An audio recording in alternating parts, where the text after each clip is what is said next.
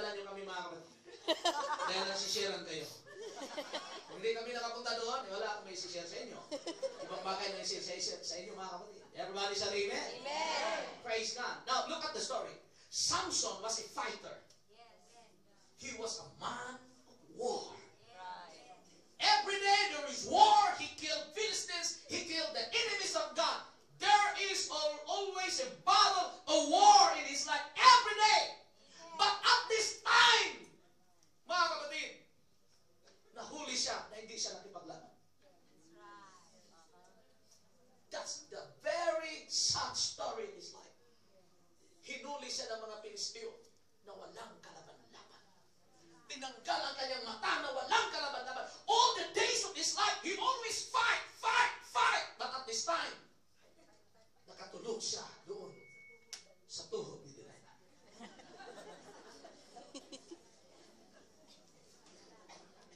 The time that you will sleep at the lap of Delilah, praise God, you are already a dead man. Praise God. Delilah is a picture of the world. Delilah is a picture of sin. Si Delilah siya ba, kapatid? She is the shadow. She is the perfect picture. Praise God, hallelujah, of Of the world. sin, kasalanan. So alam natin ng ating mga sarili kung ano yung mga tinago-tago ng ating mga kapatid. Kung ano yung mga mga kapatid na kasalanan sa ating buhay na ayaw natin isuko. Magbigay lang ako ng malaking faith promise, Pastor. Huwag mo lang ipang-aral ito. What happened? The Philistines bring a lot of money. They have their greatest faith promise ever given to Delilah. We want to pay you, Delilah, as long as we will know where is the secret of Samson's strength. And because they have relationship, the Bible said every day Delilah would press Samson words, praise God, to look at where is the secret of her strength. Now I will ask you, where is the secret of your strength? Padala ng padala sa Pilipinas, trabaho dito, kulang sa tulog, kulang sa pagkain, wala nang budget para sa sarili, padala pa rin. Where is that strength came from? Sagutin niya nga mamamaya mga kapatid. Nagtitiis kayo. Iniwan ng mga maliliit na mga bata. Where does that strength came from?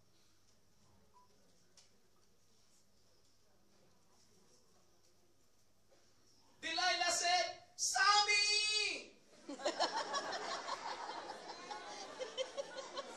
We have a date. Kailangan na mag-date tayo ngayong gabi.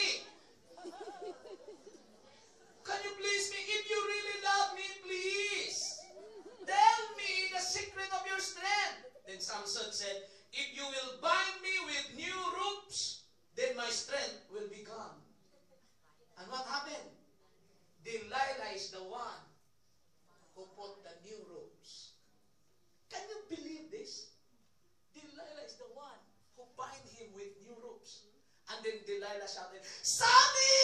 The Philistines are coming! And then Samson would just shake up the land. Yung mga bagong pangtali mga kapatid, parang hilo lang. Tanggal kagad. And then Delilah will say, oh, you don't really love me, Sammy. You do not tell the truth. So if you are going to love God, you must tell the truth. Because love demands truth. Amen. Masasabi ba kayo ng totoo sa husband niyo? Na talagang mahal mo siya? Amen. O sinasabi mo, diyan ka lang, dito ako. Kita nang papadala naman ako sa iyo, bahala ka dyan. Yung iba mga kapatid na hindi Kristiyano, marami pa mga add-on sa kanyang salita. Boyset ka, wala kang kwenta, tanga ka. Ganun naman ang add-ons ng kanilang pananalita. Pero mabuti na lang, binago tayo ng Panginoon ang mga add-ons natin. Hello darling, kundi na lang, isang kontrata na lang, ako'y uwi na, mag-dinner na tayo, magkita na tayo, dagdagan na lang natin. Ang pasensya. Sabi Mr. Chat Aray.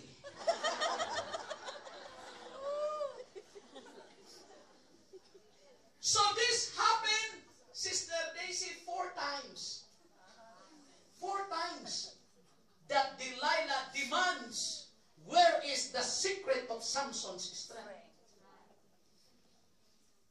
Why Delilah could not find it? The answer is because Samson did not sleep. That's right. But when Samson tell the truth, when Delilah discerned that all of Samson's heart, can you believe this? Samson, the Bible said, Delilah, he called the commander of the Philistines. Commander, nasasabi na si Samson ang totoo. How did Delilah knew exactly that Samson tell the truth? Because the Bible said Samson gave all of his heart.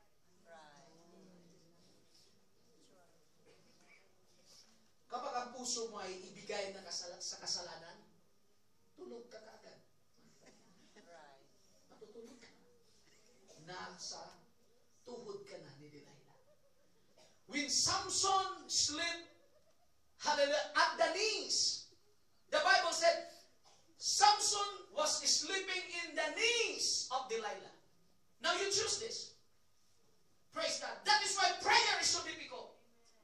Because your knees, praise God, is the one, praise God, is the instrument of all the parts of your body. Sa lahat, mga kapatid, ng parte ng katawan, hindi sinabi ng Bible, mga kapatid, na pag ikaw nag-pray, kailangan ang kamay, mga kapatid, ay nandun sa floor ang paa mo nandun sa taas. Hindi.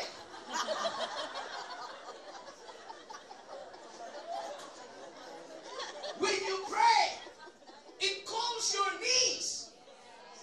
Will you sleep in the presence of God, or will you sleep in the knees of Delilah?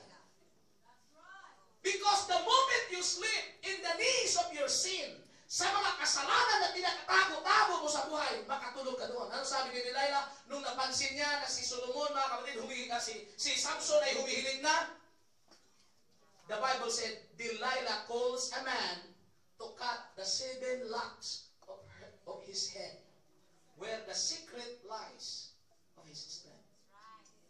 And then Samson did not know this. When Delilah shouted, Samson, as always of their drama in their relationship, as always, as a routine. Routine na eh. Pang-5 beses na ito. And then Samson thought in his heart, I will do it as before, and I will shake myself.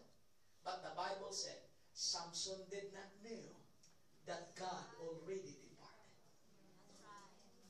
The only danger in our Christian life is this. When we thought that God is still there. Ang pinakadelikadong bahagi sa isang buhay ng Kristiyano, mga kapatid, na ang akala mo, ang presensya ng Diyos ay nandun pa. Yun pala wala na. Everybody shout amen. You thought, hallelujah, because your attendance is perfect in the church. You thought because your giving is just right in the church. But I will tell you, friend, hallelujah, if there is a shadow of sin, if there is something in our heart, hallelujah, praise God, na tinatago-tago natin, ilang beses na tayong pinapangaralan against that kind of sin, pero nanatili ka pa rin. Hallelujah, gumagawa ng kasalanan, kapatid, mag-ingat ka. Hallelujah. I need to sound an alarm in Zion. Kailangan kong sabihin with this microphone, kapatid, hallelujah, magsisi ka sa iyong kasalanan.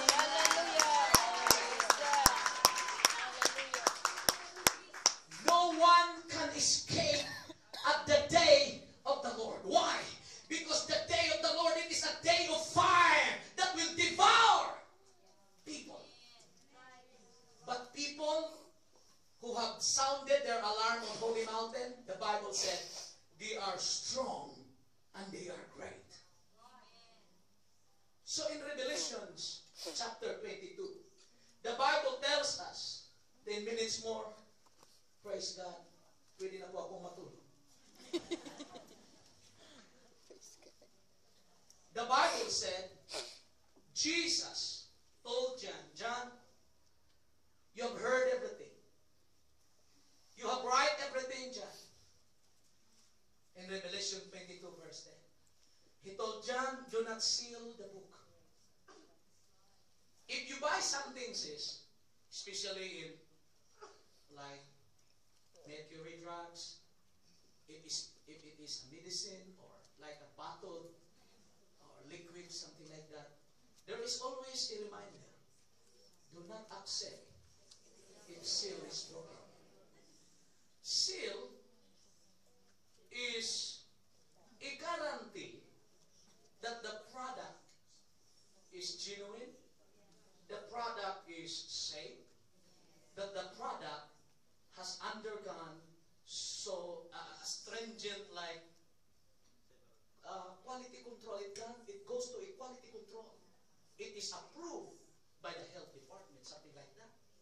And then, what God is trying to say in this verse, when John went to heaven to write the book of Revelation, John is ready already to seal. In other words, to close it, that no man can open it. But the Lord said, John, do not seal it because the time is at hand. Kaya naintindihan natin ang book of Revelation. Bakit? Binuksan ito ng Diyos para sa tao dahil ang panahon po ay malapit na. The time is at hand. So, if the time is at hand, it is always a stress for leaders to confront their members if they are pasaway. Malapit ang Panginoon, malapit ang Panginoon, siso ka na ganyan. Stress yung trabaho yun sa pastor, trabaho yun sa leader eh. Di ba? Bakit hindi kayo sumasagot?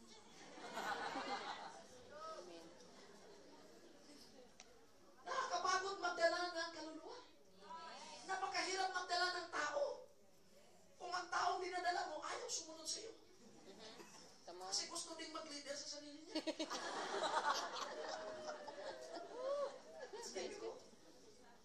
So at the time that God will come, in verse 11, this is like a diplomatic act of God.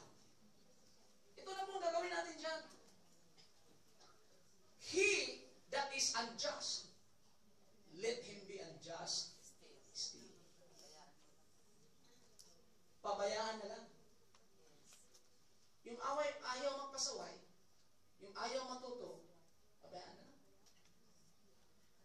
Bakit? Marami pang gusto matuto. Amen. Amen. Right. Amen. So God told John, kung ayaw talaga nilang gumising, hindi naman sinabi ng Bible magpakulo ka ng tubig at tuhusan mo sila ng tubig. Because God is love, God is just. He wants everybody to serve Him with an open heart na hindi ka napipilitan ba? Amen. Yung pagpunta mo sa church, yung bukal sa puso mo. Amen. Hindi ka lang